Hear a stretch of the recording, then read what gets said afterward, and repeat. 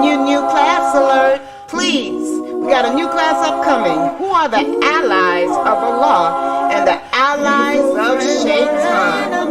Taught by Ustad Layla Nashiba. I know you're not going to want to miss this. So please stay tuned, okay? Streaming on all major platforms. Channel Sunnahfollowers. Faithful friend or enemy.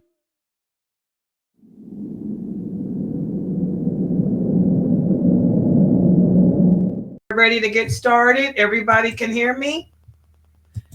All right.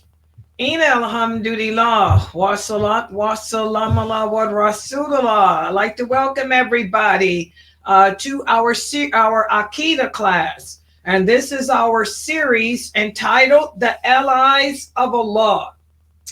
And again, I want everyone to understand that the whole purpose,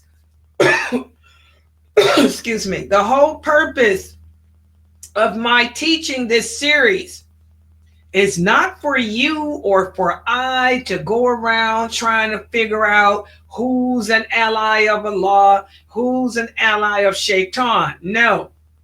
The purpose of me teaching this is like the Prophet told the companions, so you can see if you yourself have the characteristics that are defining as to whether or not you are allied with Allah or you're allied with Shaitan. That's what Islam is all about. You know, we were created to worship Allah. We were put here on this earth to be tested in our belief in Him. And every day of our lives, we should spend them, you know, doing a lot of self-evaluation, asking ourselves, you know, am I exhibiting the behavior that's indicative, you know, of a true believer or not?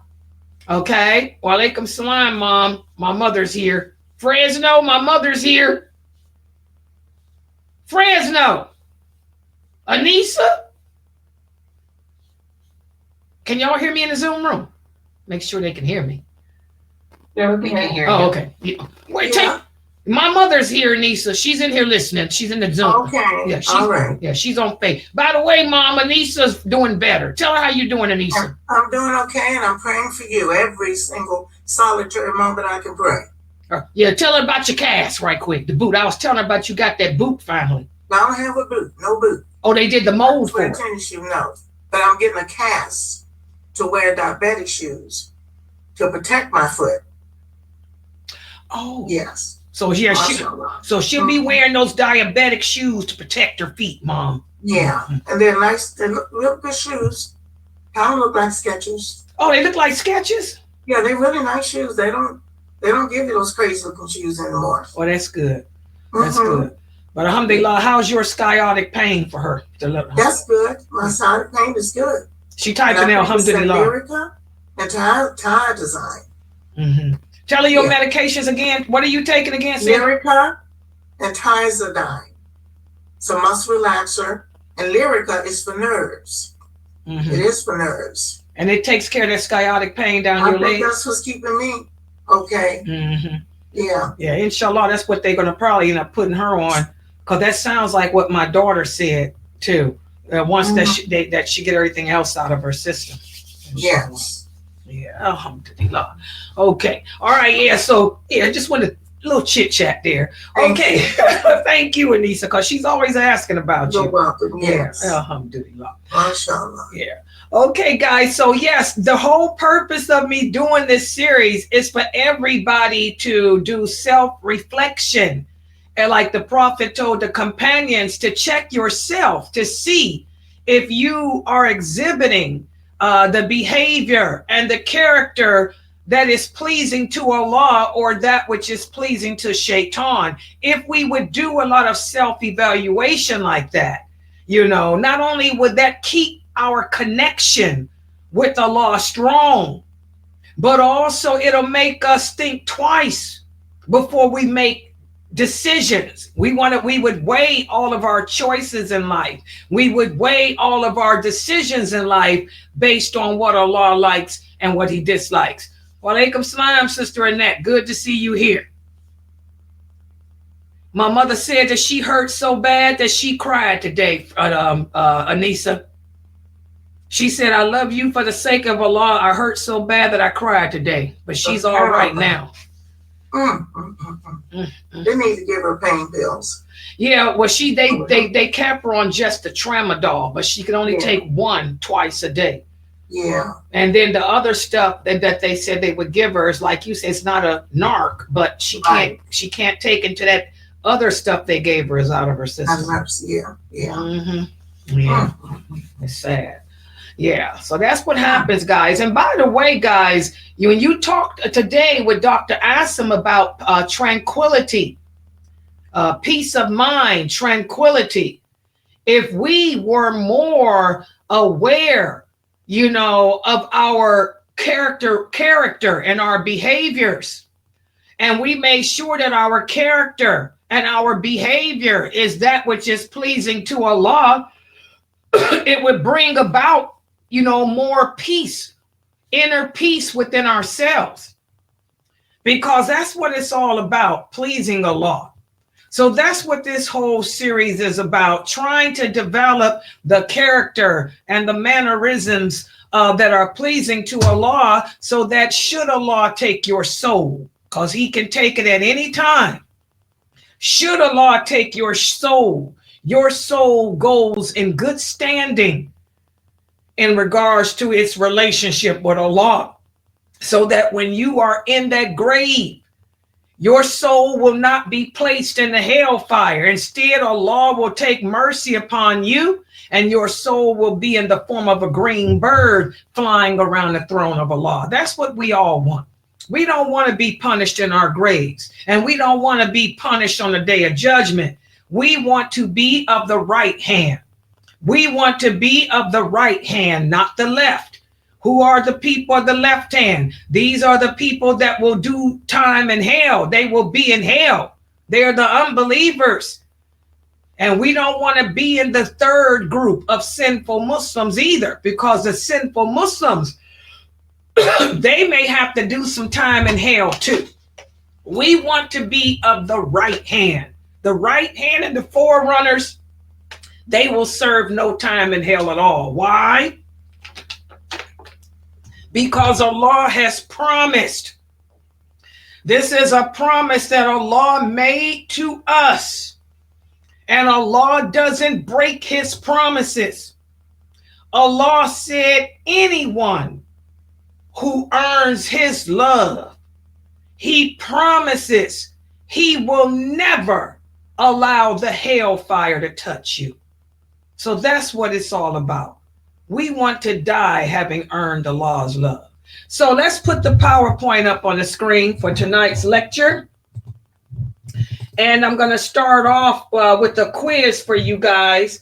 But just three, I think I got just 2 questions. I think I just made 2 questions for you guys.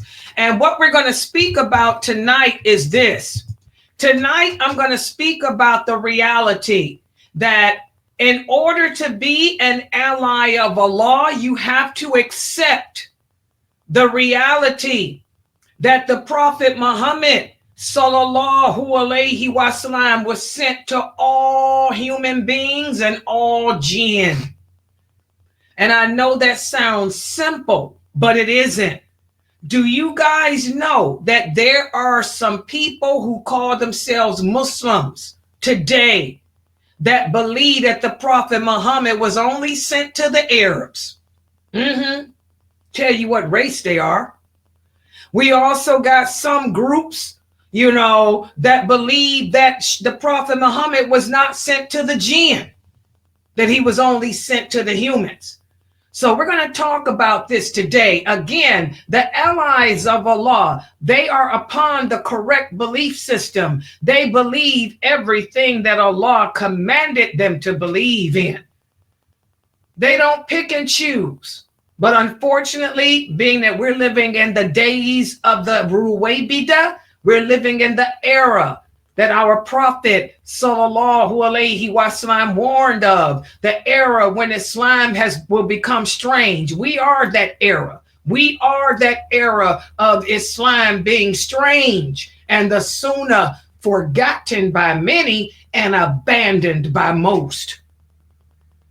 So we'll talk about that. But before we get to that, I got a couple of questions for you guys. What do you guys think about this question?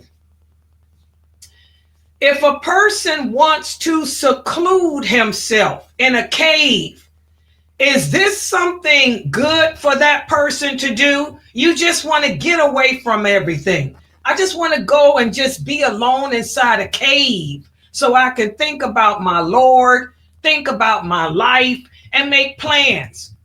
And if you think that it is a good thing, tell us why you believe it's good. And if you think that it's, wait a minute, my mouse. And if you think it's not a good thing, tell us why you think it's not. Who would like to start us off tonight? It's not a good thing because the jinns live in the cave. MashaAllah, that's one of the kids. MashaAllah, what do y'all think of his answer? He said that secluding yourself inside a cave is not a good thing to do because the jinn live in that. Do y'all agree with what he's saying? Indeed. Yes, indeed. MashaAllah. Anybody else want to comment a little more on it? Any of the adults? What about this? You'll come upon a Muslim that'll tell you the Prophet Muhammad used to seek refuge in a cave. The Prophet Muhammad sallallahu alaihi wasallam, when he wanted to be alone by himself, he would go oftentimes to the cave. So what's wrong with that? How would y'all respond to him? What would you say in response to that, guys? That was before he received the revelation. And even then he was scared of Angel Jibreel. So if you want to seclude yourself, you can do it in your home or at the masjid. Don't do it in a place where the Prophet Muhammad sallallahu alaihi wasallam told us to seek refuge from. Exactly. Yes, the Prophet did do that, but that was before he received the call to prophethood.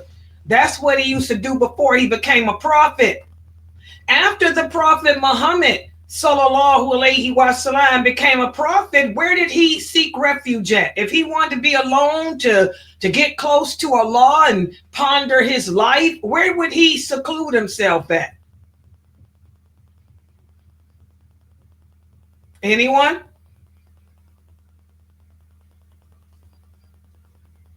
You guys don't remember? In the cave Hijra? Our prophet was in that cave Hijra. You saying that right? Okay. You and Geechee both said that he would seclude himself in Mount Hira. Do y'all agree with that answer? No, that was before the revelation. So answer my question. Can anybody tell me, where did the Prophet Muhammad seclude himself after he received the call to prophethood? At the mosque. At the mosque. You got, mosque, yeah, we Muslims have to wake up. The Prophet Muhammad did not seclude himself at Mount Hira when he became a prophet. Why? Because that's where the jinn live. That's what we were talking about. The Prophet Muhammad sallallahu alaihi wasallam, he would do that before Allah made him a prophet. After he was made a prophet, he never sought seclusion anywhere but at the mosque. At the mosque. At the mosque. Everybody remember that now? So if you brothers want to be secluded away from things, go to the mosque. What about a woman? Can a woman do seclusion in her house during the month of Ramadan? She should do seclusion in her home because our Prophet says she gets more blessings by being in her home. She gets more blessings. Do y'all agree with her answer? During the month of Ramadan, do we do our seclusion in our homes? Seclusion is only at No, you go to the mosque. Exactly. Seclusion is only at the mosque. Only at the mosque. I want every Muslim, old and new, to write this down, because this is more Sufi propaganda. Remember, I tell you, most American Muslims are either Murjia or Jamia. Murjia and Jamia, these are two Sufi groups. And most American Muslims fall in those two categories. The people of the Sunnah are few. Even though you find people calling themselves Salafi, they're not really Salafi. The fact that they call them that themselves, that shows they ain't, to be honest. Okay? Because the companions never called themselves no Salafi. All right? So I want everybody to write this down. Seclusion. Allah tells us this in the Quran. The only place that any of us can seclude ourselves to get close to Him is through the mosque. The masjids are the house of Allah. And Allah says in the Quran, the houses of Allah are manned by the believers.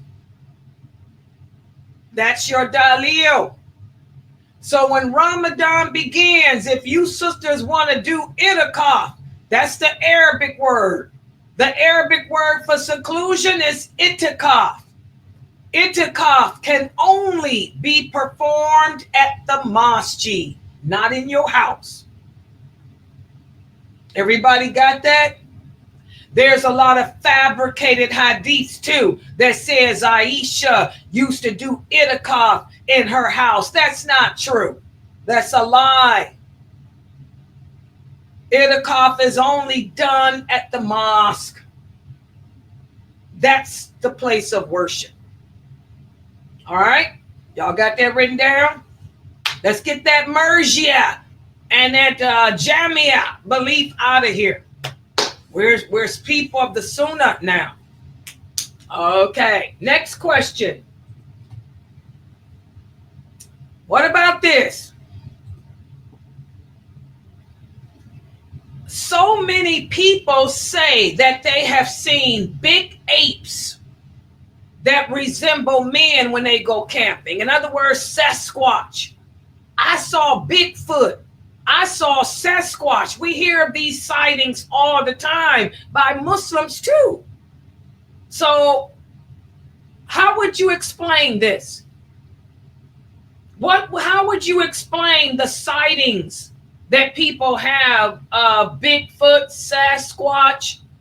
If you live out in Alaska, you got Muslims that have seen the abominable snowman and all that. How would somebody explain that? How do we explain this phenomenon? Anyone? Yeah, you're actually seeing Jinn. Jinn played with them out there. That's where the jinns are, in the forest. Okay, anyone else? Zoom room, wake up. Anyone else?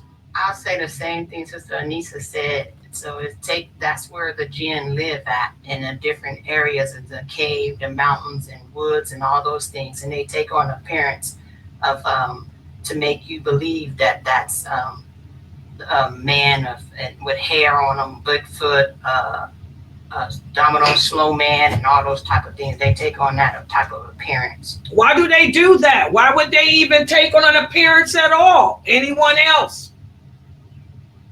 They would take on that appearance because they do what Allah say for them to do, to stay away from mankind. So that's why they would take on an appearance to scare you away. Okay, any other? That's one reason. They'll take on those appearances to scare you away from them if they're believing jinn, because the temptation to harm you is great. What's another reason they would do that? Go ahead. Protecting their families and livestock and so forth. Exactly. So when you hear people say that they went camping in the woods, or they were camping in the forest or in the mountains or in the desert. They saw Sasquatch. Or I was on a snow expedition. I was hiking in the snow in Alaska, and we saw the abominable snowman. These people are not making it up, because those are the places where the jinn live.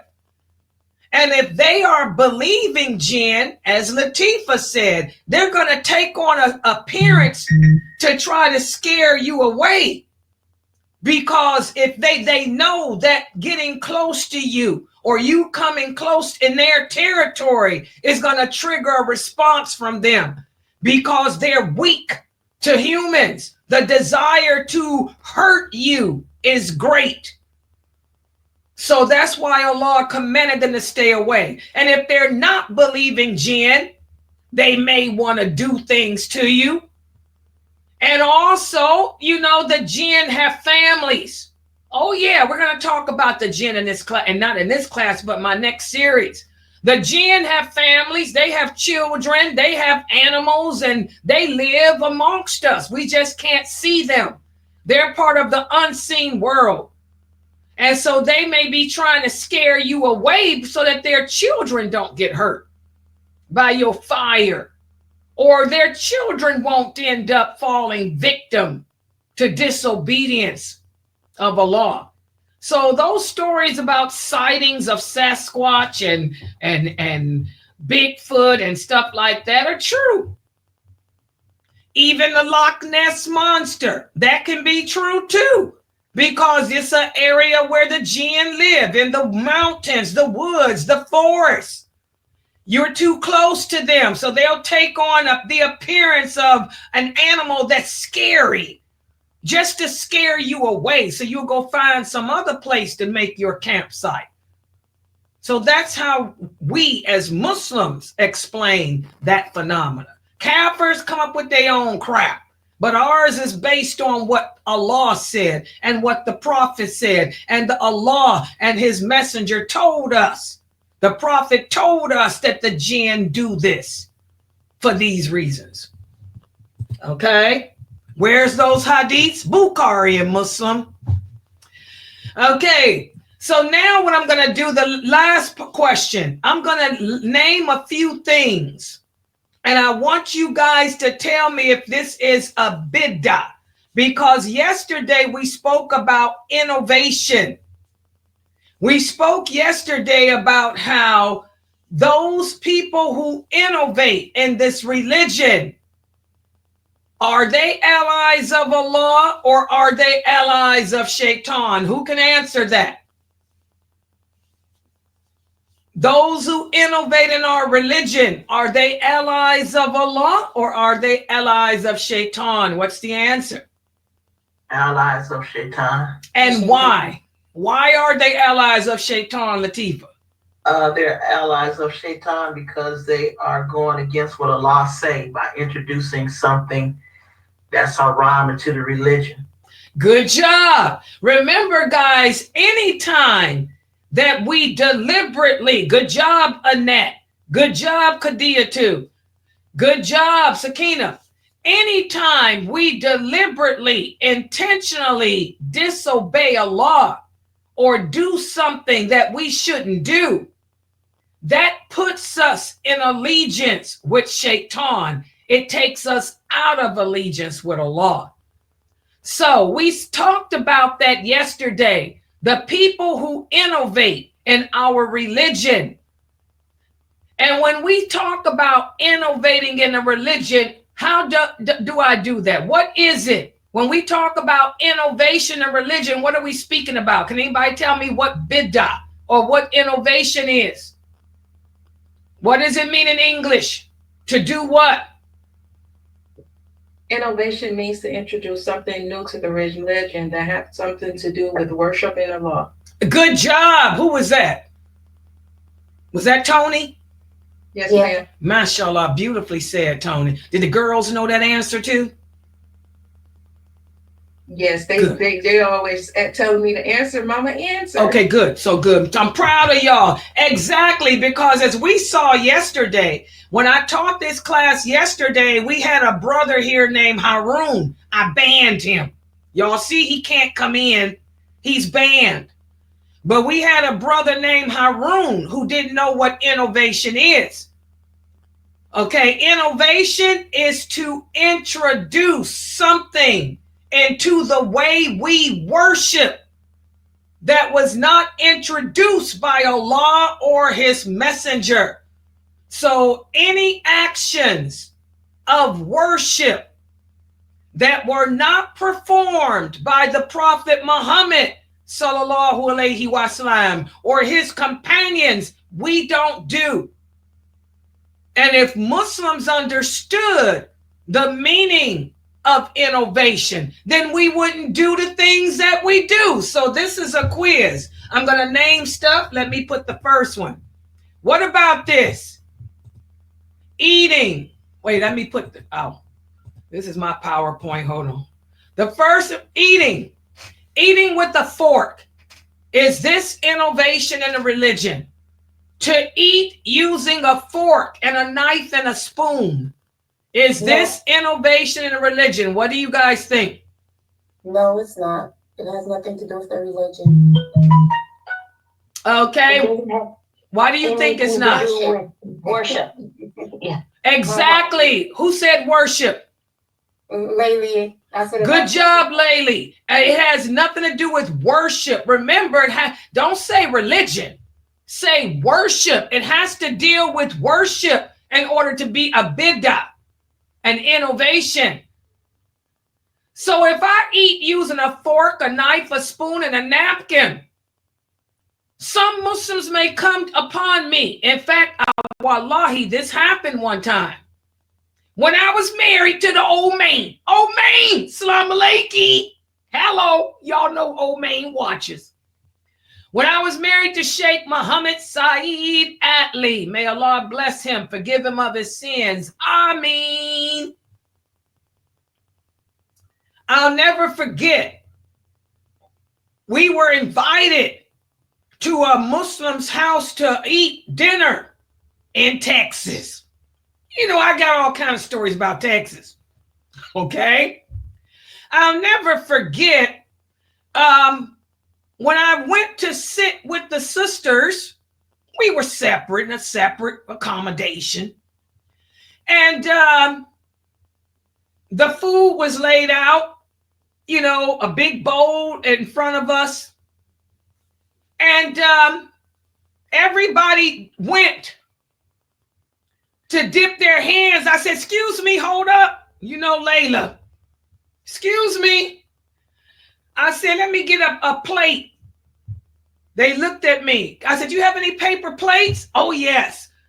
One of the kids, her daughter brought me a paper plate. I said, and she brought me some forks and spoons. So I took some food out and put it on my plate. And I said, okay, y'all can go ahead. And all the sisters were looking at me. And then I said, what, something wrong? And they said, you're going to innovate and eat off a plate and use a fork and knife? They said, it's the Sunnah. It's the Sunnah. You hear people say this all the time. I get so tired of it's the Sunnah. It's the Sunnah.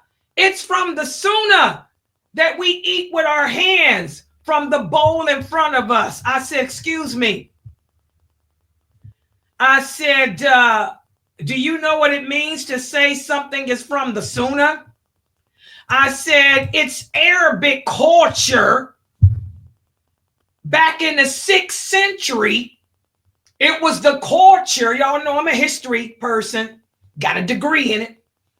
I said, it's from the culture of the Arabs of the 6th century. And also it's the culture of Persians too, to eat using the 3 fingers and the thumb of their right hand, because they weren't from a society and climate that use silverware and plates and stuff. That wasn't their culture. I said, but is something that was cultural in the 6th century something that we have to do today? I said, if the Prophet Muhammad sallallahu alaihi wasallam were living today, do you guys think that if he was invited to the United Nations to speak and to eat with the other dignitaries of the United Nations, do you guys think the Prophet Muhammad would dip his hand into a bowl and request a bowl and eat with his fingers? Or do you guys think the Prophet Muhammad would use a fork, a knife, and a spoon? Y'all want to know what the women did? What did they do? What? Tell me what they did, y'all. This is Texas. We going to tell the sheikh. They jumped up. That's why I ain't married. Jumped up. We going to tell the sheikh on you. They went to the old man. Layla Nashiba, she won't follow the sunnah with us and eat with us. And he sat there and listened.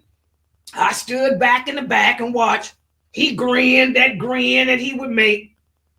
Then he looked up and said, she's right. Enjoy your meal. And he turned and walked away from them. And the sisters looked stupid, you know. So again, guys, eating with a fork, eating with a knife and a spoon is not an innovation. First of all, innovation has to do with actions of worship. Okay. Secondly, don't say something is a sunnah when you don't understand what the difference between a sunnah and culture. A sunnah is something that the prophet did that if we do, it'll bring about more rewards for us. For example, the sunnah rakats of Fajr. The prophet would pray 2 sunnah rakats for Fajr. If we do that, that's blessings. Okay?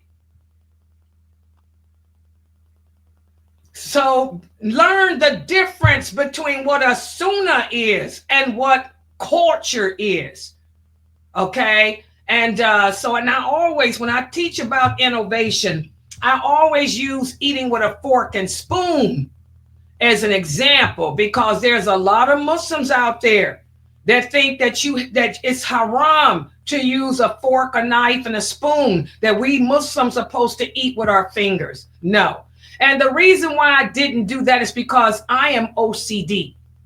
Anybody that knows Layla Nashiba, that's just me. I don't eat from the same bowl with anyone unless you my husband, or you are my mother, or my sister, or my brothers, or my children. I will only eat from the same dish with my family people because I am OCD. I'm a germ phobic. And I know that people don't wash their hands.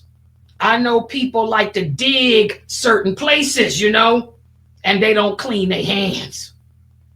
All right. So you got to be family.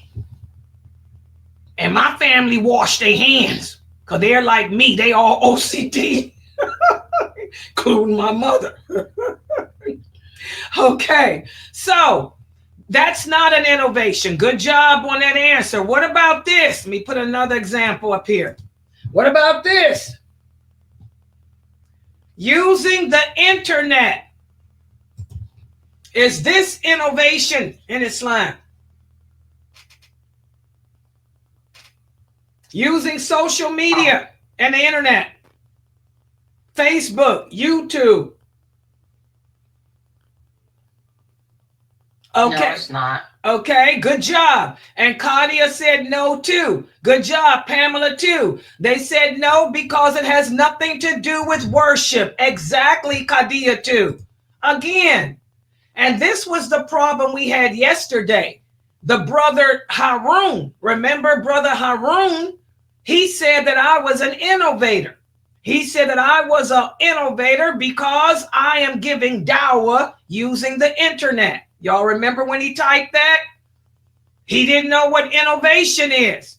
Again, innovation is to introduce something new into how we worship our Lord.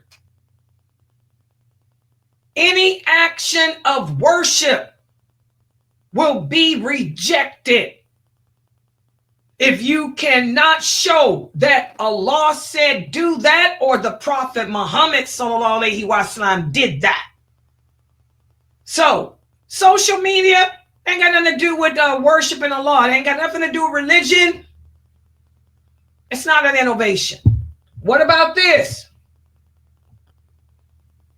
Twirling around and jumping up, believing that if you get dizzy, you'll become closer to Allah. Is that an action of worship? Jimmy likes to twirl and jump up and down because when he twirls and jumps up and down, it brings him close to Allah. He feels a connection to Allah. Is that an innovation? Yeah, that's innovation. Why? Because you're introducing something into the religion, a form of worship. Good job. Exactly. If jumping up and down strengthens your connection to Allah, then there should be a hadith where the Prophet Muhammad used to jump up and down when he worshiped, or twirl around in a circle when he worshiped.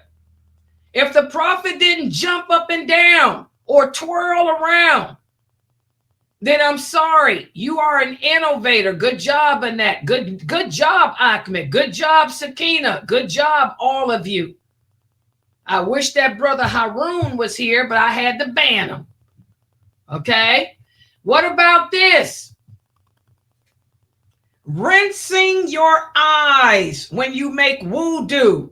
Every time you make wudu, you wash your face and you think that rinsing the eyes is a good thing to do with the wudu too, to make sure you're clean. So when you make wudu, you wash your face and hey, you doing them eyes. Is that an innovation? Why or why not? Is that innovation? Yes, because you introduced something new. New where? What's new? Anybody else? It's where you make in wudu. Exactly. Is that part of the wudu? Did the Prophet Muhammad tell us that when we make wudu to include your eyes? No, that's an innovation. And remember, the Prophet Muhammad sallallahu alaihi wasallam also told us that wudu has to be made in a certain sequence, a certain way, a certain sequence. Where's the eyes at in that sequence? Where's the eyes at as part of the places to be washed? The face. Okay. Yeah, the face. Okay. Okay. So, but the Prophet did his face, but as part of the face, did he do his eyes? Is that a part of the face that he did? No. No. Because I go around. Right. There's no hadith where the Prophet said included on the face is the eye. When after you wash your face, rinse your eyes. There's no such thing. But what about this? What if a person says, well, the hadith in Bukhari and Muslim doesn't mention the ears. The eyes are part of the face. Just like there's no hadith that mentions the ears. How would you respond to that, guys? The ears are part of the face, part of the head. It's just that whole Well, the section. eyes are part of the face. What's the difference? You don't go inside the eyes. Listen. And this is a question that you may hear. It's a question that I had to address when I was married to the old man and made Hajj. I had one of the worst Hajj experiences ever. A woman made wudu. She washed her face and did both her eyes. And I asked her, why are you doing that? She said the eyes are part of the face, just like the nose and mouth are part of the face. She said, just like the ears are part of the head. What would you say to that? Y'all can't think? It's common sense.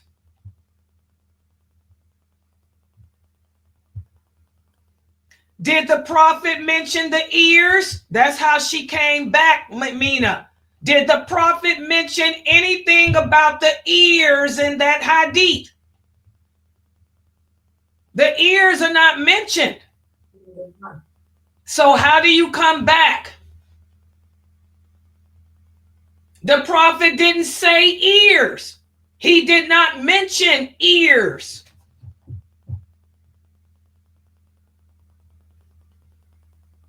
How do y'all come back with it? The answer is very simple. I was going to say, well, since you just said that he didn't mention the ears or anything like that, just say he didn't mention the ears and he didn't mention the eyes. It wasn't one of the pillars of wudu.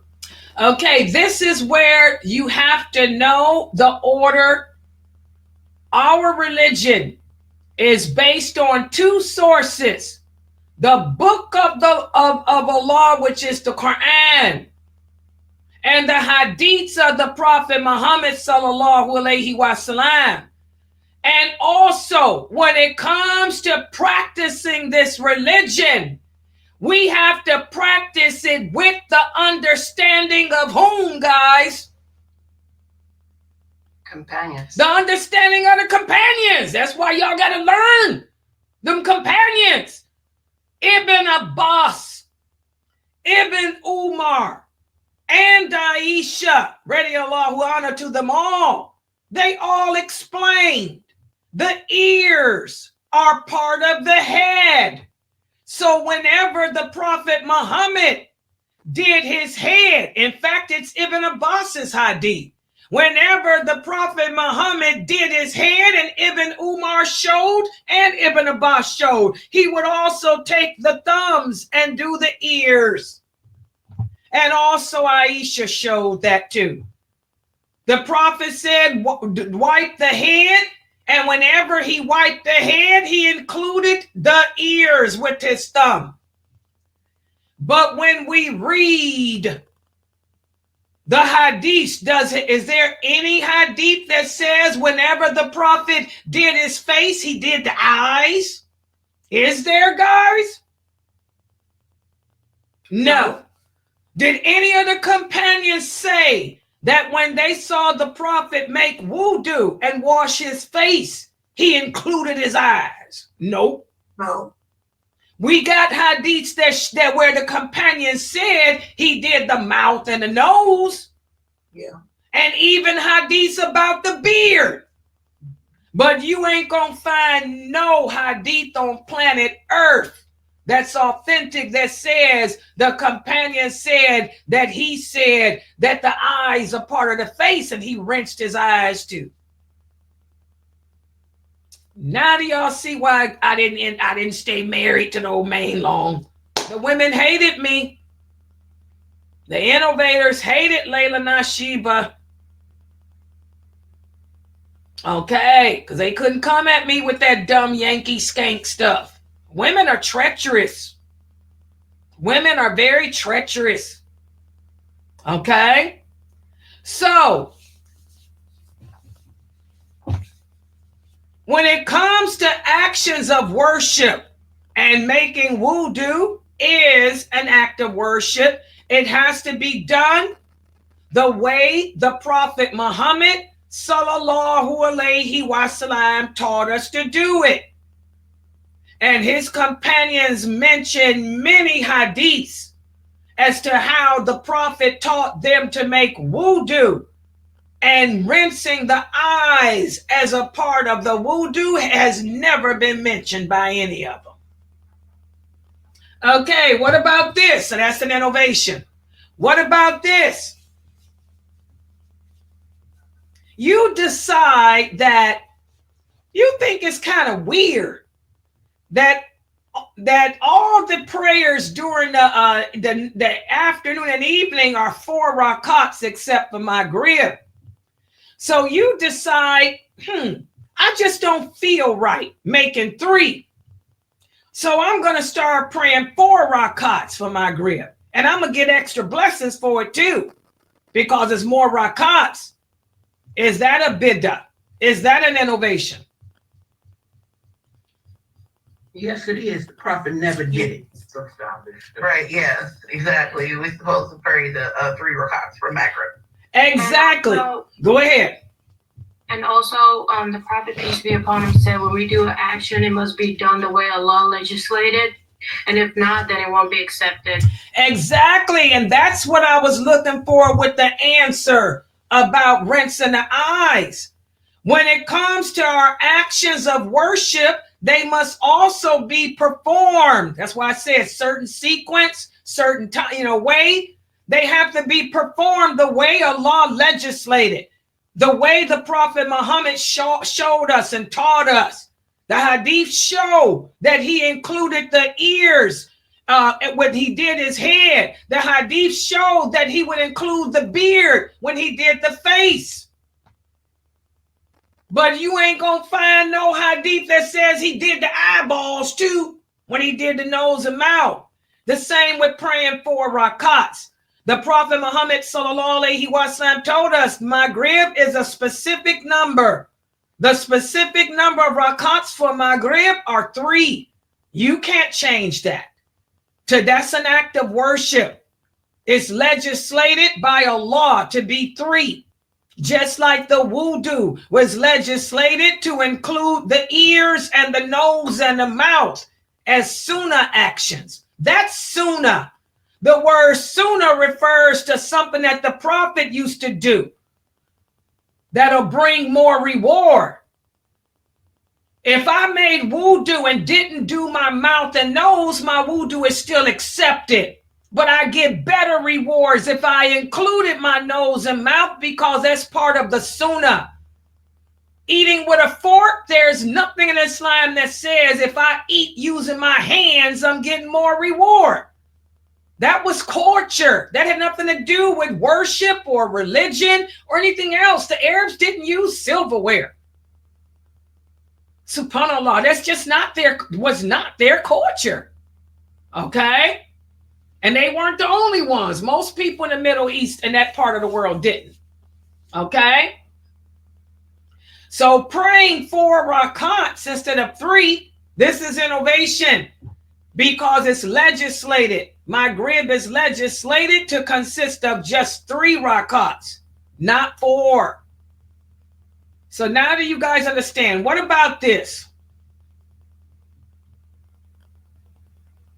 What about this? Why is it that we don't celebrate Christmas? Why is it that as Muslims, we don't participate in Christmas? Can anybody tell me?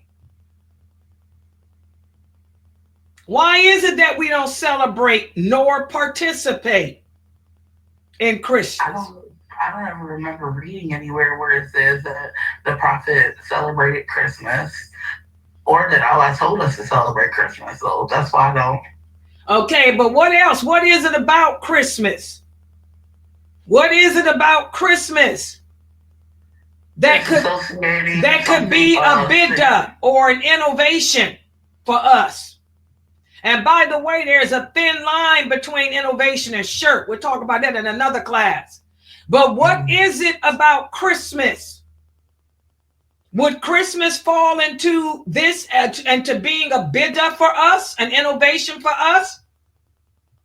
If I decided to decorate my house for Christmas, if I decided to put up lights like a lot of these Arabs do for Christmas, if I decided to buy a Christmas tree and put it in my house to celebrate Christmas for the kids, Would this, not to say that I'm worshiping Allah, but just for the kids, would this be a bid'ah? Would this be an innovation based on the meaning of bid'ah or innovation in Islam? What do y'all think? This is a question of fiqh, a question of understanding. This will show me if y'all understand what I taught you about innovation. If I went out and bought a Christmas tree, put it in my house, put decorations on my patio for Christmas, you know, I don't believe that Jesus is the Son of God. I ain't celebrating Jesus' birthday, but is this an innovation? Okay, why is it, Brother Ahmed? Why is it an innovation? Why does it fall in the category of bid'ah? Innovation has to do with what? Where's Layla? Is Layla here in that Zoom? I want to hear Layla answer. Yes. Let me hear you Yeah. answer. Go ahead. I would say, I would say it was imitating the kuffar. No, not imitation. I want you to relate this to bid'ah. Does it relate to bid'ah? Innovation? Yes, because this doesn't have anything to do with our religion, and it doesn't align with our belief system, right? Okay, yeah, you got it. I mean, but I'm trying to push y'all to think even more.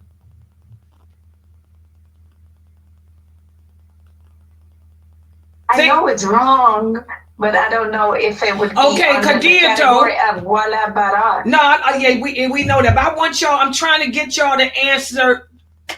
Y'all know it's wrong. We don't do it. But I'm trying to get to see if y'all understand what innovation in religion is. Innovation relates to introducing something new into the way we worship Allah. So let's say a Muslim goes out and buys a Christmas tree and puts Rudolph the Red-Nosed Reindeer on his balcony. Can we relate that to innovation? And if so, how? I'm trying to push y'all to think. I would say that we can relate it to innovation because it's a holiday, and as Muslims, the Prophet, peace be upon him, already told us that we only have 2 holidays that us Muslims celebrate. Okay, that's holiday. Bid'ah. Innovation. What does it mean to innovate? Innovate means to introduce something new into how we worship Allah. So, is buying a Christmas tree, putting up decorations during this time of year? I want y'all to think. The non-believers, they around this time of year, they bring out for their form of worship of celebrating Christmas. They got the lights and the trees and whatnot, so that's their form of worship. So if you do it, what does that do to you? Is this bid'ah for you? It is bid'ah. Yeah, so related to that, guys, I'm trying to teach y'all how to think. Good job, Geechee. Okay, this time of year. This is worship for the Christians. The Christians worship Jesus as their Lord. They worship Mary. They worship a lot of things. Some of them worship the trees. Oh yeah, we got the Vikings. You know, I'm part Viking. The Vikings worship the tree god. That's how the evergreen tree got involved with Christmas. Okay? So this whole season, the whole season of Christmas has to do with worshiping something other than Allah. Their lights, their trees, their decorations, their jingle bell songs, it all relates to worshiping something other than Allah. So if you or I, a Muslim, during this time of year went and decorated our houses like they're doing and stuff, we are introducing a bid'ah. You are innovating in this religion because, yes, it relates to worship. You are participating in another people worshiping something other than Allah. And the simple fact that you are participating in the problem, it does what? It makes you a part of the problem. So yes, it would be a bid'ah. Y'all see how I answered that? I want y'all to be able to train your brain to focus on one thing. That's the left side. Bid'ah. You guys did an excellent job with the imitation and allegiance. Yeah, we already know it's showing allegiance someplace else. I want y'all to make it a bid'ah. Tell me how it relates to bid'ah. And that's when you think about all what innovation means, to worship something other than Allah. Even though you say you're not worshiping Jesus, even though you say you're not worshiping anything during this time of year, you're participating, aren't you? You're participating in it. And what does Allah say about participating in anything? That means you're a part of it. So you are an innovator. You are a person of bid'ah. Does that make sense, Layla? Yes. You were good though. You did good. You were almost there. I was trying to wrap my brain around that because I had a friend that she's Muslim. And I told her, I said, what are you doing with this decoration? She said, this is winter wonderland. It's not Christmas. I have anything to do with Christmas. Mm-hmm. But still, I was thinking, how can I explain to her? She's a bid'ah. Tell her you're an innovator. Yeah. You're innovating. You're taking part in this is their season. Now, if she did this stuff, after their holiday was over or something, let me tell you, like, my daughter got a nice little house, and in the fall, she changes her, how you decorate your outside of your house? She bought her a little scarecrow and some corn stalks and junk. You know how y'all decorate. I don't own a house. But she put her little fall stuff out in September. And she said, and she told me, she said, Mom, when you come visit me, you better not accuse me of no Halloween. Said, this ain't got nothing to do. It ain't even time for Halloween, but you know how fanatical you are as a Muslim. She always calls me a fanatic. Girl, I said, I may be fanatical, but I ain't stupid. I know the difference between people celebrating Halloween and you putting out your fall stuff for the house. And she got winter stuff out. Her winter stuff she put out when we had our first snow after Halloween. She got a little snowman. That's all. A big blow up snowman that lights up. And she got some fake snow. Well, I bet she picked it up because it's real snow outside now. And when I came over to her house, she said, I thought you was going to accuse me of decorating for the holidays. I said, I know you're decorating for the season. That's different. Okay, and it ain't nothing to do with Christmas. I said, you got a snowman and some fake snow. I said, and a wheelbarrow. Well, I don't know what the wheelbarrow was for, but it looks cute. Made the outside of her house look cute. That's something different. But now you got a Muslim, like I got over here where I live. There's some Arabs that live over here where I live. They got their balconies all decorated with stars, and you can tell it's Christmas stuff. Arabs are big on celebrating holidays. They like it. Oh, it's for the children. No, it's for the innovation. And then when Christmas goes, they take it down. I'm like, where's your holiday stuff? Where's your seasonal stuff? You done took it down after Christmas. If it was seasonal, it'd be up the whole winter. And it wouldn't resemble the Kafirs. Remember, we don't resemble them. Like I said, my daughter's stuff didn't look nothing like Halloween, and it don't look nothing like Christmas. It looks seasonal. But if this woman got a winter wonderland, what is a winter wonderland? Christmas. So bid'ah, innovation, it destroys this religion.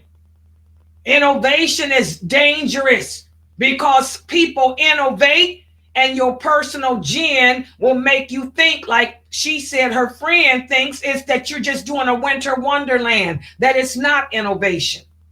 Innovation is going to be the downfall for a lot of us as Muslims. A lot of Muslims will be in a hellfire because they introduced into our way of worship things they shouldn't have by participating in it stuff too. That's why we tell you guys, when people say happy holidays to you, your response should be, and the same to you, because that was the response the prophet gave. Wa alaikum, wa alaikum, wa alaikum. So that way you're not hurting people where they can end up attacking you, and you're not participating. You don't say happy holidays back. That's why when people say happy birthday to you, you don't say, girl, drop it like it's hot. Wa alaikum, keep it moving. That's why we don't tell people happy birthday, happy New Year, happy Easter, happy Halloween, because you are innovating. You are participating by introducing something new into how we worship that Allah didn't give us the sanction to do. Okay?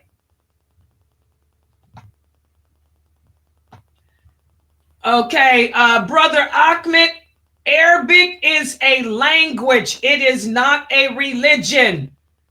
The Prophet Muhammad spoke Arabic, and his response was wa alaikum.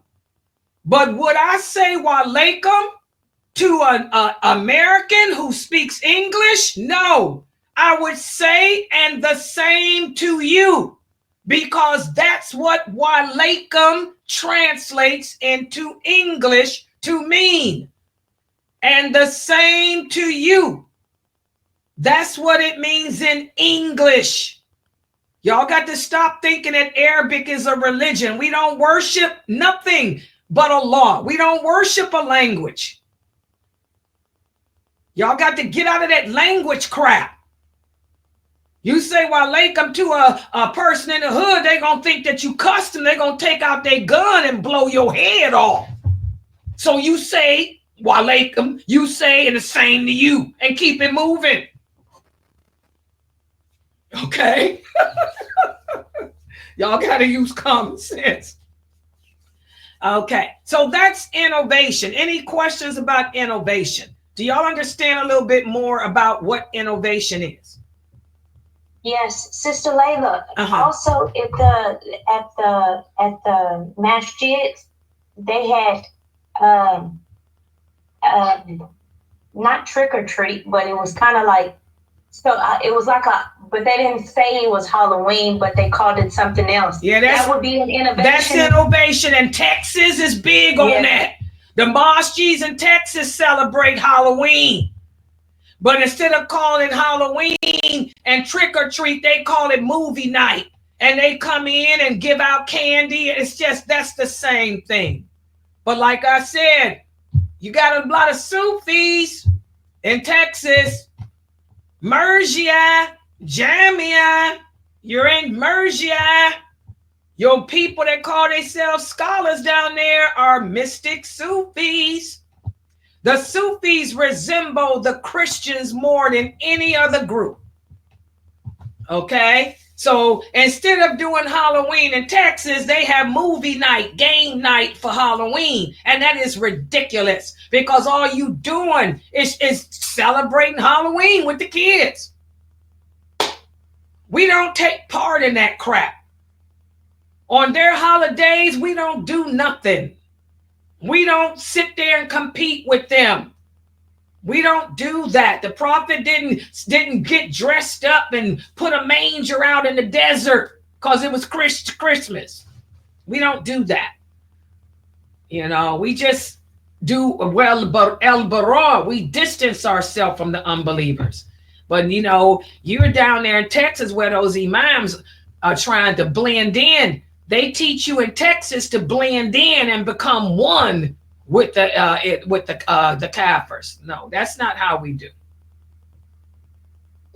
Could you also say, because people decorate their houses for Ramadan and for their Eid, that's better too, like they have Ramadan trees.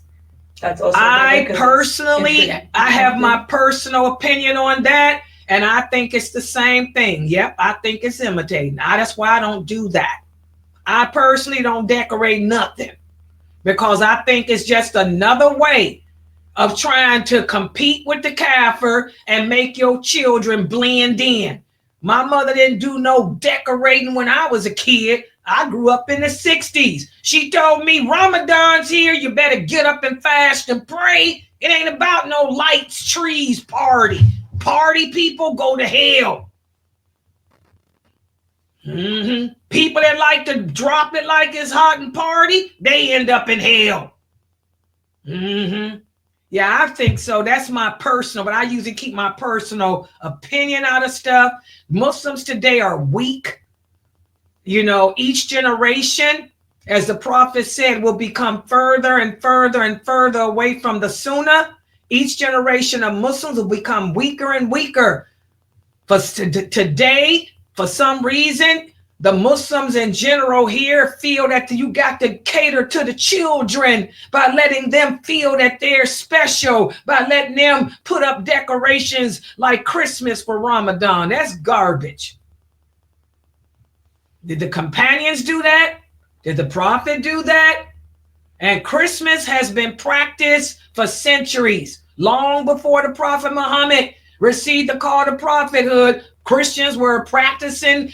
Christmas was being celebrated. Did the Arabs do that for Ramadan? Did the Quraysh, did the Ansar, did they decorate their houses for Ramadan? I don't do that stuff. I don't believe in that, but that's my personal thing. I believe in making my children strong. Remember, the strong believer is more loved by Allah than the weak one. Yeah. Any more questions about the bid'ah? Because I was shocked yesterday to see that those young brothers that I had to ban didn't know what innovation is. Okay, let me talk about this briefly. I only got a few slides. In order to be an ally of Allah, you have to understand that the Prophet Muhammad sallallahu alaihi wasallam was sent to all mankind and jinn. He wasn't just sent to the Arabs. So there is no human being anywhere, nor any jinn living on this planet anywhere, upon whom the belief in the message of the Prophet Muhammad sallallahu alaihi wasallam and following him is not obligatory upon. So that means every human being on earth until the end of time, and every jinn on earth until the end of time is supposed to follow the Prophet Muhammad sallallahu alaihi wasallam and his teachings. Even when Jesus alayhi salam comes back, he's not coming back as a prophet. He's going to be coming back as a leader, a ruler of the world. And what will he do? He will reestablish the Sunnah, because we're living in the days in which the Sunnah has become forgotten by most Muslims. Most of you don't know the Sunnah. And the Sunnah has become abandoned by the others. Well, when Jesus alayhi salam comes back, he's coming back to reinstate the Prophet Muhammad sallallahu alaihi wasallam Sunnah, not his. He's not going to be reinstating his Sunnah. Sunnah means example. He's not going to be reinstating his example. He's going to be reinstating the example of the Prophet Muhammad and the Quran, not the Bible, not the Injil, the Quran. The Injil was destroyed and replaced with the Quran. Everybody understand that? So either you follow this way or no way, because Allah tells us that he will not accept any other way other than the way of Islam. Okay? And so a lot of people, well, one of my new shahadas asked me, so when the Prophet Muhammad sallallahu alaihi wasallam received the revelations of the Quran, did he teach the jinn too? The answer is yes. Yes, the jinn, one day, when Allah has sent the revelation through the angel Jibril to the Prophet, sallallahu alaihi wasallam, the jinn heard the Prophet, sallallahu alaihi wasallam, reciting the Quran. And these were believing jinn. They went back to their people and they told them, oh my, Allah has sent another prophet. Allah has sent another messenger. And Allah has sent down another book. Okay? Now, for those of you who don't know, I'm going to speak about the prophets.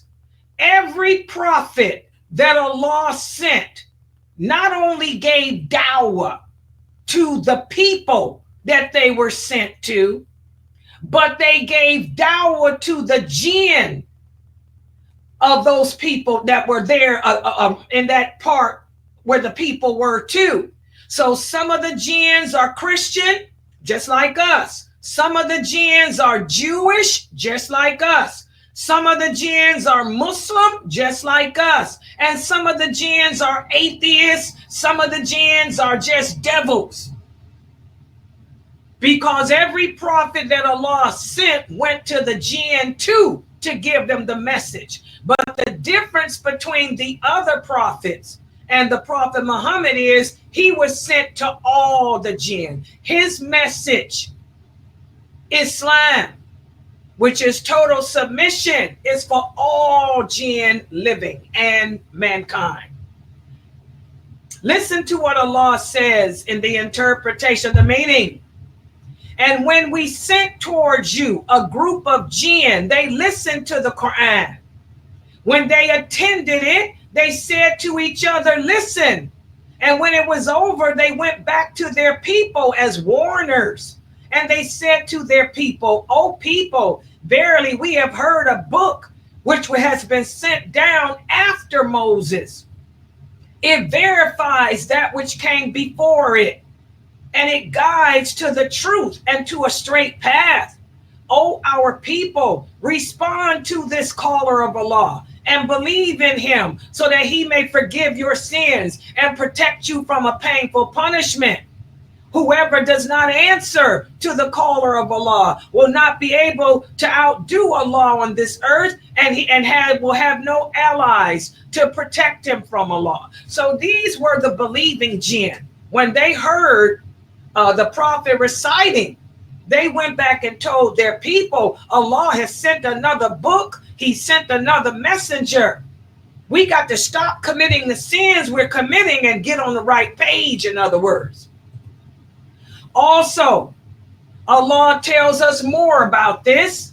Allah tells us in the interpretation, the meaning, say, it has been revealed to me that a group of jinn came and listened, and they said, we have heard an amazing recitation. It guides to good conduct. So we believe in it, and we will associate no one with our Lord. Verily, Allah, the high in greatness, has never taken a spouse nor offspring. Because like I told you guys, some of the jinn are Christian. They were Christian then, and some are Christian today. So these jinn said, we deny that. They said, surely our foolish ones used to speak bad things about Allah. We used to think that men and jinn would not speak a lie about Allah. And verily some men from among the humans used to seek refuge in men from among the jinn. And so the latter increased the former in their sin. So again, guys, Allah tells us about how when he sent the revelations of the Quran down to the Prophet Muhammad, sallallahu alaihi wasallam, the jinn knew of it too. And also we have hadiths that speak about how our Prophet sallallahu alaihi wasallam would meet with the jinn. Every time a verse or a surah was sent down from the Quran, the Prophet would teach it to the companions, and he would also meet with the jinn in the desert and different places to teach them the words too. We have some of the companions who have said men used to when they descended into a valley, whenever they would travel through a valley, they used to say, I seek refuge in the jinn of this valley. Okay? Because again, the Arabs were always afraid of the jinn. And they knew that the jinn lived in the mountains and lived in the valleys and stuff like that. So whenever the Arabs would go on trips through travel through the mountains or travel through a valley or the desert, they would seek refuge in the jinn. They would call upon the jinn to help them. And Allah speaks about this. He says in the interpretation of the meaning, some men from amongst the humans used to seek refuge from amongst the jinn. And so the jinn simply increased their disbelief and their fear. People are afraid of jinn.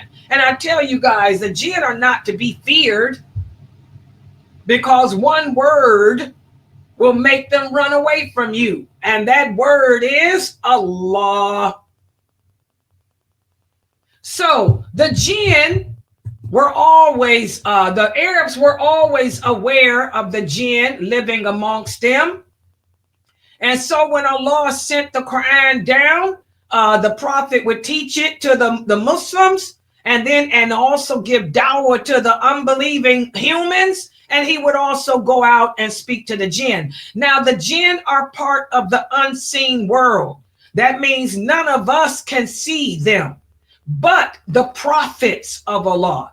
Allah gave the prophets the ability to see the jinn. So the Prophet Muhammad sallallahu alaihi wasallam, when he would meet with the jinn, yes, he could see them physically because he was a prophet. And before Allah sent the first verse of the Quran down, the jinn used to be allowed to come in to the lowest heaven or the lowest sky, and they were allowed to eavesdrop on the language of the angels and what they were talking about. They were able to eavesdrop and listen to what the angels were saying about Allah, or what Allah was saying about what was going to happen. And then when Allah sent the first verses of the Quran down, Allah did not allow the jinn to eavesdrop anymore. So now when a jinn tries to eavesdrop, Allah will send a meteorite to knock them down. And so when you see falling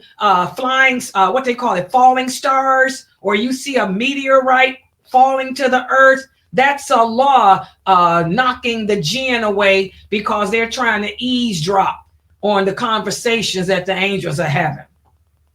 Okay, and that's what this is talking about. How when the Prophet Muhammad sallallahu alaihi wasallam received the call to prophethood, the jinns were not allowed to listen anymore. Allah says in the interpretation of meaning, we used to sit near the heaven in positions to hear, but whoever listens now will find balls of fire waiting to attack him. Okay? And it is not the devils who brought the Quran down. That is not proper for them, nor are they capable of it. They are isolated from listening. So the Quran was not revealed to the Prophet Muhammad by a jinn either. And that's important to know, because believe it or not, guys, there are some innovators out there who really believe that the Prophet Muhammad sallallahu alaihi wasallam learned the Quran from jinn, and that's not true. Okay? So after those believing jinn heard the first words recited by the prophet and went back to their people, they came back to the prophet and asked him to teach them too. And that's when the prophet would meet with the jinn on a regular basis and teach them the religion too. He not only taught them the Quran, but he taught them, to follow his sunnah too. Okay? And he would meet with them in a place called Nasibain. And this is from an authentic hadith from Ibn Masud. In fact, after Surah Ar-Rahman, the Prophet Muhammad sallallahu alaihi wasallam met with the jinn and read to them Surah Ar-Rahman. And he said to them, which of the signs of your Lord would you deny? And just as he emphasized that same surah to the companions, when the Prophet taught the jinn Surah Rahman, and when he asked them, which of the signs of your Lord will you deny? The jinn said, we deny none of your signs, Allah. Praise be to you. So those are the believing jinn. But like I told you guys, you don't have to worry about ever encountering a believing jinn. The believing jinns obey Allah, and Allah has commanded them all to stay away from humans because the temptation to hurt us is bad. So the believing jinn, they obey Allah. They stay away from us. If they're walking past the mosque and hear the imam giving a khutbah, they may sit outside a nice distance away so as not to be tempted. But they're not going to come up on you. They're not going to come up on me. I was listening to a famous brother in the United Kingdom. He was giving a khutbah and he was talking about the jinn. And he was talking about the believing jinn. He said, it's possible that if your car breaks down in the desert and somebody comes to you out of nowhere and offers to fix your tire, that it could have been a believing jinn. And I just laughed and shook my head. Nope, the believing jinn would not come to help you fix a car. Because again, the desire to harm you is too great. Who does Allah send as our helpers? The angels of mercy.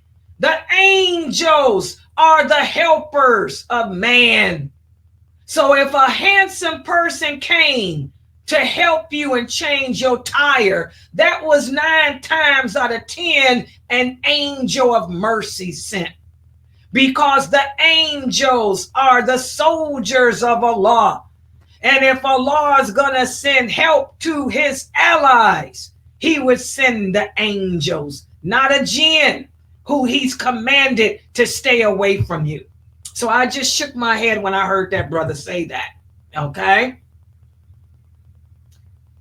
So our Prophet Muhammad sallallahu alaihi wasallam was sent to all mankind and jinn.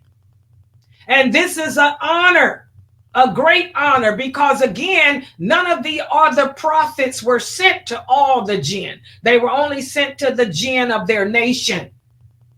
And even though Solomon alayhi salam had power over the jinn, that still is not the same as what our prophet has. Our prophet was sent as a prophet and messenger to them.